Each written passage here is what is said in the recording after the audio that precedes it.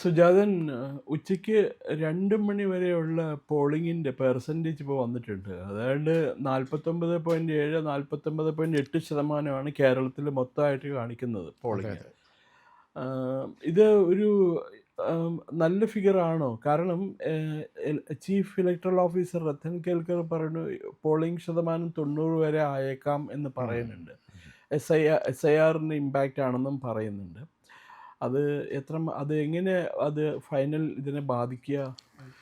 അല്ല, voting percentage വർദ്ധിക്കുമ്പോൾ സാധാരണ UDF അനുകൂലം, കുറഞ്ഞാൽ LDF അനുകൂലം എന്നൊക്കെ പറയുന്ന ഒരു ക്ലാസിക് കമൻസ് ഉണ്ട്. ആ, ആ, അത് പക്ഷേ ഇന്നത്തെ കാലത്ത് അത് ബാധകമല്ല. നേരത്തെ LDF എല്ലാ വോട്ടർമാരും കൃത്യമായി ചെന്ന് കാലേ കൂട്ടി വോട്ടങ്ങ് രേഖപ്പെടുത്തും. പിന്നെ എന്തെങ്കിലും ബഹളം ഉണ്ടാക്കി ഭയപ്പെടുത്തി മറ്റുള്ളവരെ ഓടിക്കുന്ന ഒരു ട്രെൻഡ് അത് കണ്ണൂർ പോലും ഇപ്പോൾ ഉണ്ടെന്ന് തോന്നുന്നില്ല. ഇപ്പോൾ അതുകൊണ്ടല്ല, പുതിയ വോട്ടർമാർ വന്നു. ആ. ഒരു 4,66,000 പുതിയ വോട്ടർമാരുണ്ട് ഓക്കെ, കേരളത്തിൽ. ഓക്കെ. ആദ്യമായിട്ട് വോട്ട് ചെയ്യാൻ പോകുന്നവർ. അവർക്ക് ഇപ്പോൾ മധുരമൊക്കെ കൊടുത്ത്, ഹലുവയൊക്കെ കൊടുത്തിട്ടാണ് ആകർഷിക്കുന്ന പോളിംഗ് ബൂത്തിലേക്ക്. അങ്ങനെ പോയി വോട്ടിങ്ങിൻ്റെ ഒരു കൗതുകം, ആദ്യമായിട്ട് വോട്ട് രേഖപ്പെടുത്തുന്നതിൻ്റെ ഒരു കൗതുകം അതറിയാനായിട്ട് ഈ 23 വയസ്സിന് താഴെയുള്ള കുട്ടികൾ വരുന്നുണ്ട്. പിന്നെ കൂടാതെ ഈ 10 വർഷത്തെ തുടർഭരണത്തിൽ ക്ഷണിച്ചു പോയ അതിനൊരു മാറ്റം വരണമെന്ന് ആഗ്രഹിക്കുന്ന വോട്ടർമാരുടെ ഇടയിലുള്ള ഒരു ആവേശം അത് രാവിലെ മുതൽ പ്രകടമാണ്. എങ്ങനെയെന്ന് വിചാരിച്ചാൽ പ്രായണ ഈ എറണാകുളം സിറ്റിയിലെ വോട്ടർമാർ പോളിങ്ങിനോട് എപ്പോഴും ഒരു തണുത്ത സമീപനം സ്വീകരിക്കുന്നവരാണ്. മുൻകാലങ്ങളിലേക്ക് അനുഭവം അങ്ങനെയാണ്. അവർ ഒരു അലസ മട്ടിലേ വോട്ട് ചെയ്യാൻ പോവുള്ളൂ. പക്ഷേ ഈ അതികഠിനമായ ചൂട് പോലും വകവയ്ക്കാതെ ഉച്ചയ്ക്ക് മുമ്പ് തന്നെ രാവിലെ 7 മണിക്ക് മുതൽ ആവേശകരമായി വോട്ട് ചെയ്യാൻ വരുന്നു.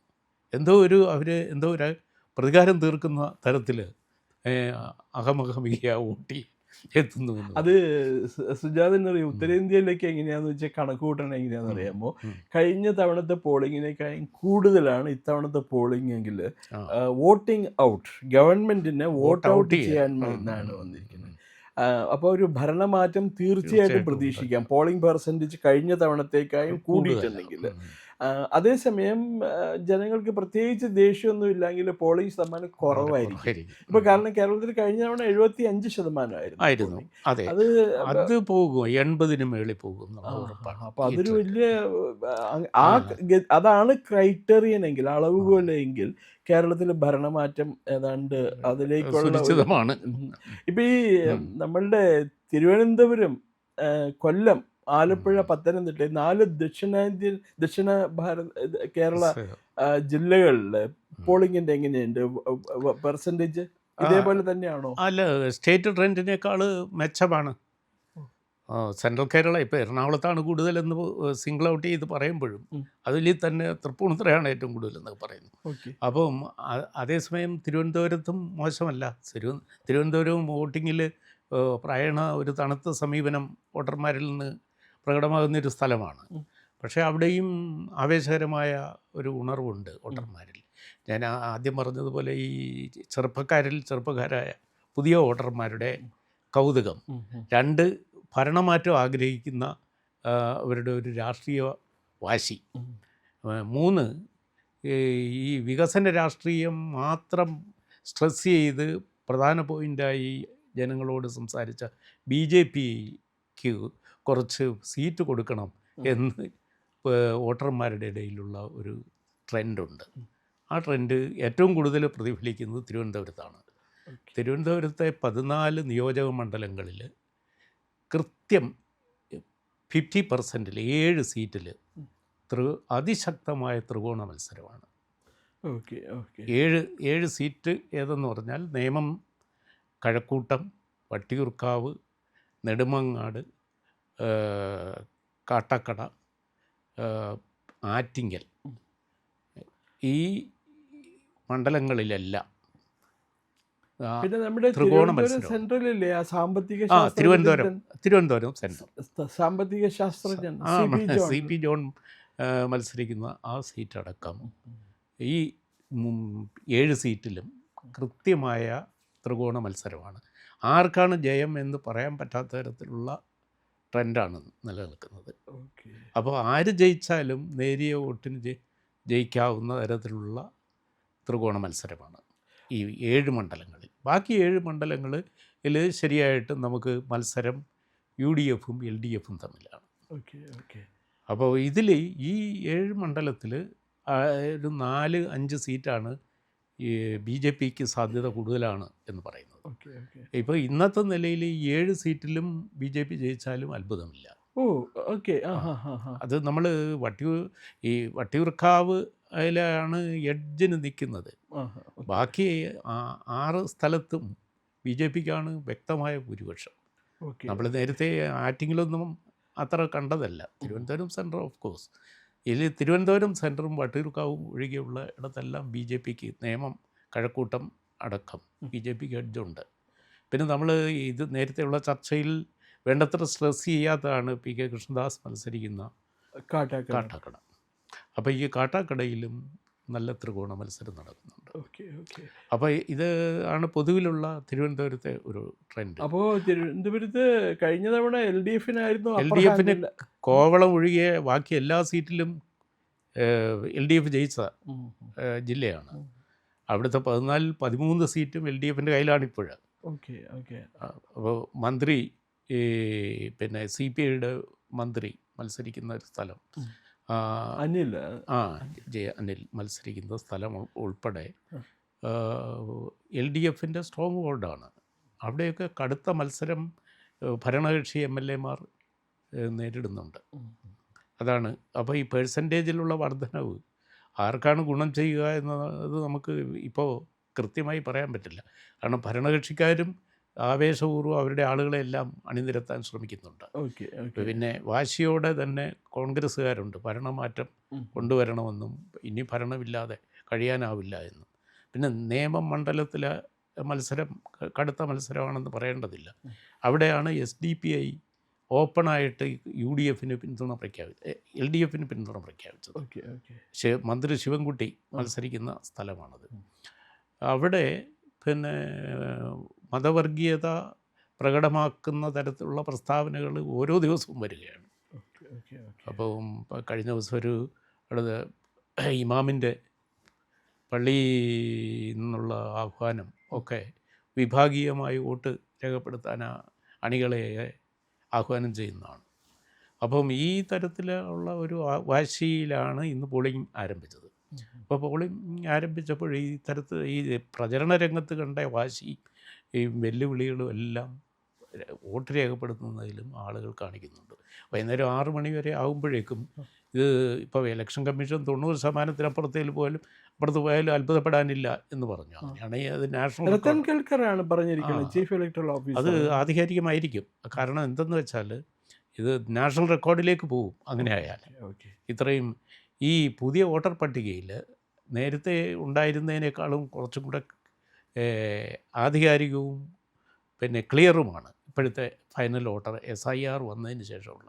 കാരണം ഒഴിവാക്കപ്പെട്ട സ്ഥലത്തില്ലാത്തവർ, ഗൾഫിൽ ഉള്ളവർക്ക് പ്രവാസി വോട്ട് വന്നതിന് ശേഷം ഒഴിവാക്കപ്പെട്ടവർ, മരണമടഞ്ഞവർ, ഇവരെല്ലാം അപ്പോൾ ഇപ്പം വോട്ടർ പട്ടികയിൽ ഇപ്പോൾ ഉള്ള പേരിൽ 99.9% ആ സ്ഥലത്ത് ജീവിച്ചിരിക്കുന്ന, ആ മണ്ഡലത്തിൽ ജീവിച്ചിരിക്കുന്ന പ്രായപൂർത്തിയായവരാണ്. അപ്പോൾ അതുകൊണ്ട് അത്രയും ക്ലിയറായ, അപ്പോൾ അതുകൊണ്ടായിരുന്നു ഈ പെർസെൻറ്റേജിനെ ബാധിക്കുന്ന കാര്യത്തിൽ ഈ വോട്ട് 90% രേഖപ്പെടുത്തിയാലും 75% കണക്കൂട്ടുമ്പോൾ നിൽക്കുന്നത് നമ്പർ ഓഫ് വോട്ടേഴ്സ് കൂടുതലാണ് എണ്ണം കൊണ്ട്, ആളുണ്ടാകണമെന്നില്ല. ഈ കൊല്ലം ജില്ല എങ്ങനെയാണ്? കൊല്ലം ജില്ലയിലേക്ക് വരുമ്പോൾ അവിടെ 2 സീറ്റിലായിരുന്നു UDF നേരത്തെ. നിലവിൽ 2 സീറ്റാണ് UDFനുള്ളത്, കരുനാഗപ്പള്ളിയും കുണ്ടറയും. ബാക്കി എല്ലാ സ്ഥലത്തും പിന്നെ LDF ആയിരുന്നു. അപ്പോൾ അവിടെ ഇപ്പോൾ തിരുവനന്തപുരത്ത് 1 സീറ്റും കൊല്ലത്ത് 2 സീറ്റുമേ ഉണ്ടായിരുന്നുള്ളൂ. അപ്പോൾ ഇപ്പോൾ കൊല്ലം ജില്ലയിൽ ആ സ്ഥിതിയൊക്കെ മാറിയിരിക്കുന്നു. അവിടെ BJP ചാത്തന്നൂർ മണ്ഡലം പിടിക്കും എന്നൊരു ട്രെൻഡാണ് ഇപ്പം നിലനിൽക്കുന്നത്. അതുപോലെ കുണ്ടറയിൽ BJP സ്ഥാനാർത്ഥിക്ക് നല്ല ഒരു മത്സരം 2 മുന്നണി സ്ഥാനാർത്ഥികൾക്കും എതിരെ കൊണ്ടുവരാൻ പറ്റിയിട്ടുണ്ട്. പിന്നെ അവിടെ കരുനാഗപ്പള്ളി ശക്തമായ ത്രികോണ മത്സരം നേരിടുകയാണ്. അവിടുത്തെ MLA അത് കോൺഗ്രസിൻ്റെ മഹേഷാണ്. അപ്പം കരുനാഗപ്പള്ളി, പിന്നെ ചവറ ഷിബു ബേബി ജോൺ മത്സരിക്കുന്ന മണ്ഡലം, അവിടെ സിറ്റിംഗ് MLAക്കെതിരെയായിട്ടാണ് അദ്ദേഹം നിൽക്കുന്നത്. പിന്നെ പ്രോപ്പർ കൊല്ലം ബിന്ദു കൃഷ്ണ മത്സരിക്കുന്ന. ഈ CPM-ൻ്റെ ഒരു പ്രത്യേകത, CPM-ൻ്റെ അഖിലേന്ത്യാ സെക്രട്ടറി ബേബി കൊല്ലത്തുകാരനാണല്ലോ, പ്രാക്കുളം. അപ്പോൾ അതും ഒരു യാർഡ് സ്റ്റിക്കായിട്ട് എടുക്കില്ല ഈ പാർട്ടി സെക്രട്ടറിയുടെ പോപ്പുലാരിറ്റി, ജനകീയത. അദ്ദേഹം വളരെ ഇൻ്റലക്ച്വലൊക്കെയാണ്, ജനങ്ങൾ അദ്ദേഹം പറയുന്നതൊക്കെ മനസ്സിലാവുന്നുണ്ടോ എന്നുള്ള ഒരു. അല്ല, ബേബിക്ക് പിന്നെ കുണ്ടറയിൽ നിന്നൊരിക്കൽ പിന്നെ നിയമസഭയിലെത്തി ബേബി, വിദ്യാഭ്യാസ മന്ത്രിയായിരുന്ന സമയത്ത് കുണ്ടറയിലെ MLA ആയിരുന്നു. പക്ഷേ പാർലമെൻറ്റിലേക്ക് കൊല്ലത്ത് നിന്ന് മത്സരിച്ച പ്രേമേന്ദ്രനോട് ബേബി തോറ്റുപോയി. അന്ന് മുഖ്യമന്ത്രിയുടെ വിവാദമായ പരാമർശമൊക്കെ നടന്ന സ്ഥലം.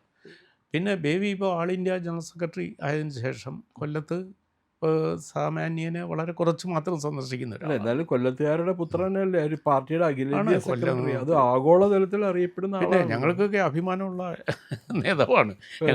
ഞങ്ങളുടെ കോളേജിൻ്റെ പ്രോഡക്റ്റാണ്, എൻ്റെ കോളേജ് മെൻറ്റാണ്. അപ്പം ബേബി ഇപ്പോൾ ഒരു പ്രസ്താവന 2 ദിവസം മുമ്പ് നടത്തിയിരുന്നു. ഒരു മീഡിയ ഇൻ്റർവ്യൂവിൽ ബേബി പറഞ്ഞത്, ഇലക്ഷന് ശേഷം പാർട്ടിയിൽ വളരെ ഗൗരവതരമായ തിരുത്തൽ ചർച്ച ആരംഭിക്കും.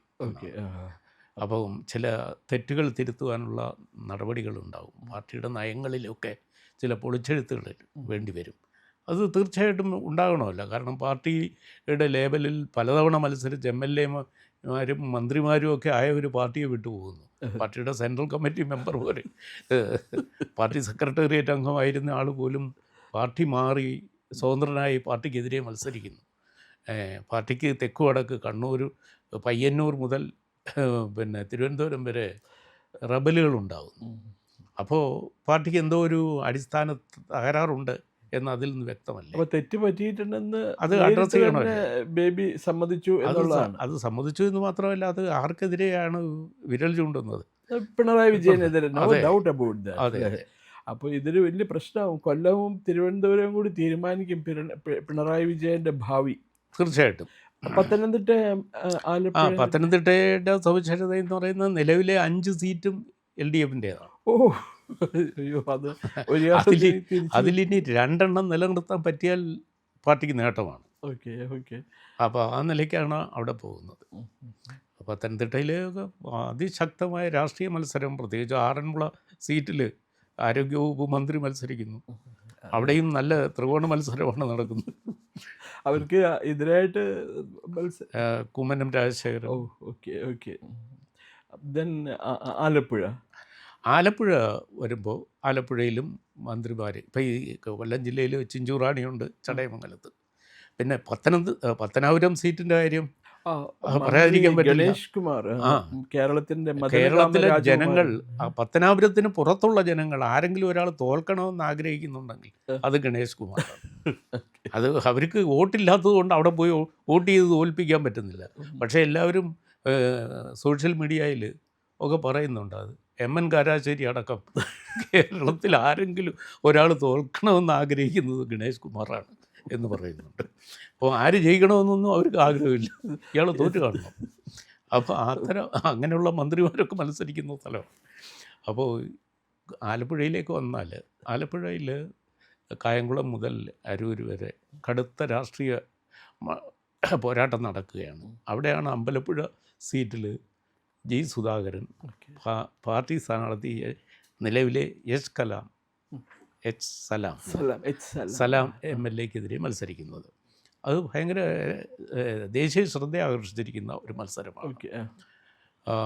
കൂടാതെ കായംകുളത്ത് പിന്നെ നിലവിലെ MLA യു പ്രദീപ കണ്ണീര് പൊഴിച്ചു ഒരു സഹതാപ തരംഗം ഉണ്ടാക്കാൻ ശ്രമിച്ചതും, അവർക്കെതിരെ ഒരു സ്ത്രീവിരുദ്ധ പരാമർശം ഒരു UDF കൺവീനർ അവിടുത്തെ അവരുടെ മകൻ മറ്റേ മയക്കുമരുന്ന് കേസിൽ കേസിൽ പ്രതിയായപ്പോൾ കരയാത്ത ആള് ഇപ്പോൾ ആരാണ്ടെന്തോ മൈക്ക് പ്രസംഗിച്ചതിന് കരഞ്ഞു എന്നൊക്കെ പറഞ്ഞ് സോഷ്യൽ മീഡിയ ട്രോളിങ് വരുന്ന സമയമാണ്. പക്ഷേ എനിവേ അവിടെ ലിജു ആണ് മത്സരിക്കുന്നത്. യൂത്ത് കോൺഗ്രസ്സിലൂടെ കോൺഗ്രസ് നേതൃത്വത്തിൽ വരെയും ഇപ്പോൾ KPCC ജനറൽ സെക്രട്ടറിയാണ് എം ലിജു നല്ല മത്സരമാണ് അവിടെ നേരിടുന്നത് പ്രതിഭയുമായിട്ട്. പ്രതിഭ 3-ാം തവണയാണ് മത്സരിക്കുന്നത്. പ്രതിഭ ഒരുപക്ഷേ LDFന് ഭരണം കിട്ടിയാൽ മന്ത്രി സ്ഥാനത്ത് അഭിലേഷിക്കുന്ന ഒരാളാണ്. കിട്ടാനൊന്നും സാധ്യതയില്ല. പിണറായി വിജയൻ പ്രതിഭയെക്കാളും ജൂനിയറായ പിന്നെ വീണ ജോർജിനെ മന്ത്രിയാക്കിയതിൽ പ്രതിഭയ്ക്ക് ഉള്ളിൽ ഒരു വിഷമമുള്ള. പക്ഷെ ഒരു കാര്യമുണ്ടല്ലോ, വീണ ജോർജ് ഒരു ന്യൂനപക്ഷ സമുദായക്കാരിയാണ്. ആ ഒരു പരിഗണന എപ്പോഴും അവർക്ക് കിട്ടുമല്ലോ. അതിപ്പോൾ കോൺഗ്രസിൽ പോയാലും അവർക്കല്ലേ കിട്ടുള്ളൂ, ചർച്ചിന്റെ നോമിനിയാന്ന് പറഞ്ഞിട്ട്. അപ്പോൾ അവിടെയും മന്ത്രിയാവാം. ന്യൂനപക്ഷ പ്രീണനമാണല്ലോ UDFന്റെയും LDFന്റെയും മത്സരം പ്രധാന ഘടകങ്ങളിലൊന്നും. കൂടുതലും പ്രീണിപ്പിക്കുന്ന ആരാണോ അവരാണ് കൂടുതൽ സെക്യുലർ. ഇപ്പൊ ഈ സുധാകരൻ ഒരു വലിയ ഫാക്ടർ ആവുമോ അല്ലേ? സുധാകരൻ ഒരു വലിയ ഫാക്ടറാണ്. സുധാകരൻ നേടുന്ന വോട്ട് പിന്നെ CPMനെ സംബന്ധിച്ചിടത്തോളം വലിയ വെല്ലുവിളിയാണ്. കാരണം പിണറായി വിജയൻ ഭയപ്പെടുന്നത് കോൺഗ്രസ്സുകാരെയോ UDFനെയോ NDAയുടെ ഏതെങ്കിലും കക്ഷിയെയോ BJPയോ ഒന്നുമല്ല. പിണറായി വിജയൻ സ്വന്തം പാർട്ടിയാണ് ഭയപ്പെടുന്നത്. അത് ഈ പറഞ്ഞ പോലെ എല്ലാവർക്കും അറിയാവുന്ന ഒരു രഹസ്യമുണ്ട്, പുറത്ത് പറയില്ല ഒരു വിഷയം. ബേബിയും തോമസ് ഐസക്കും ബ്രിട്ടാസും കൂടി ഇയാളെ കുഴിയിൽ ഇറക്കും എന്നുള്ള കാര്യം ഉറപ്പാണ്. അത് തോറ്റു കഴിഞ്ഞാൽ ഇയാൾ പിന്നെ LDF ഈ ഇലക്ഷനിൽ തറ പറ്റിക്കഴിഞ്ഞാൽ പിണറായി വിജയൻ വനവാസത്തിന് പോകേണ്ടി വരും. VD സതീശനാണ് വനവാസം പ്രഖ്യാപിച്ചിരിക്കുന്ന ആളെങ്കിലും യഥാർത്ഥത്തിൽ അത് കൊക്കിന് കൊള്ളുന്ന തരത്തിൽ പിണറായി വിജയനെയാണ് ബാധിക്കാൻ പോകുന്നത്. തോറ്റു കഴിഞ്ഞാൽ പിണറായി വിജയൻ്റെ രാഷ്ട്രീയം അതോടെ തീരുകയാണ്. ഒരുപക്ഷേ പിണറായി വിജയനും കുടുംബവും വേറെ ഏതെങ്കിലും വിദേശ രാജ്യത്തേക്ക് മൈഗ്രേറ്റ് ചെയ്യേണ്ടി വരും. ആ സ്ഥിതിയിലേക്ക് കാര്യങ്ങളെത്തും. കാരണം പിണറായി വിജയൻ രഹസ്യമായി പാർട്ടിയുടെ അണികളിലേക്ക് പകർന്നിരിക്കുന്ന ഒരു മെസ്സേജ് തന്നെ പാർട്ടിയുടെ ഒരു വോട്ട് പോലും ചോരരുതെന്നാണ്. അപ്പോൾ അത് ഈ സുധാകരൻ ഉയർത്തിയിരിക്കുന്ന വെല്ലുവിളിയാണ്. TK ഗോവിന്ദൻ ഉയർത്തിയിരിക്കുന്ന വെല്ലുവിളിയാണ്. അപ്പുറത്ത് പയ്യന്നൂർ കുഞ്ഞികൃഷ്ണൻ ഉയർത്തിയിരിക്കുന്ന വെല്ലുവിളിയാണ്. അതുപോലെയുള്ള അനേകം റബലുകൾ ഇവരൊക്കെ പ്രതീകങ്ങളായി ഓപ്പണായിട്ട് മത്സരിക്കുന്നു എന്നേ ഉള്ളൂ. പാർട്ടി ഇപ്പോൾ തോൽക്കണം എന്നാഗ്രഹിക്കുന്ന ഒരു വലിയ വിഭാഗം അണികൾ CPMനുണ്ട്.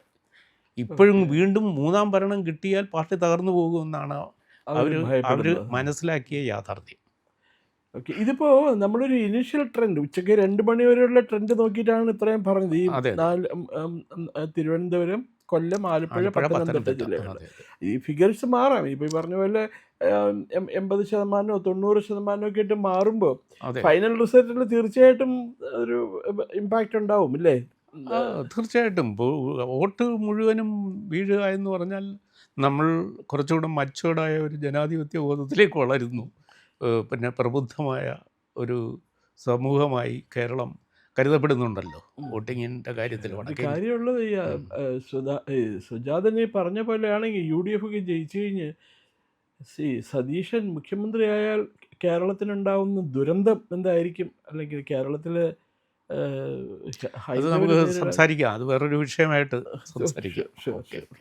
ഇന്ത്യ ലൈവ് ഇതുവരെ സബ്സ്ക്രൈബ് ചെയ്യാത്തവർ നമ്മുടെ ഇന്ത്യ ലൈവ് ചാനൽ സബ്സ്ക്രൈബ് ചെയ്യുന്നതിനൊപ്പം C4N ചാനൽ കൂടി സബ്സ്ക്രൈബ് ചെയ്യണം എന്ന് വിനയപൂർവ്വം അഭ്യർത്ഥിക്കുന്നു. നമുക്ക് തെരഞ്ഞെടുപ്പ് കാലത്ത് ഏറ്റവും സമ്പൂർണ്ണ കവറേജും വിശകലനങ്ങളുമായിട്ട് ഇന്ത്യ ലൈവും C4Nഉം പ്രേക്ഷകരുടെ മുന്നിലുണ്ട്. നിങ്ങളുടെ സമക്ഷം ഈ പുതിയ ചാനലിനെ കൂടി ഞങ്ങൾ അവതരിപ്പിക്കുകയാണ്. സഹായിക്കണം, സപ്പോർട്ട് ചെയ്യണം, സബ്സ്ക്രൈബ് ചെയ്യണം.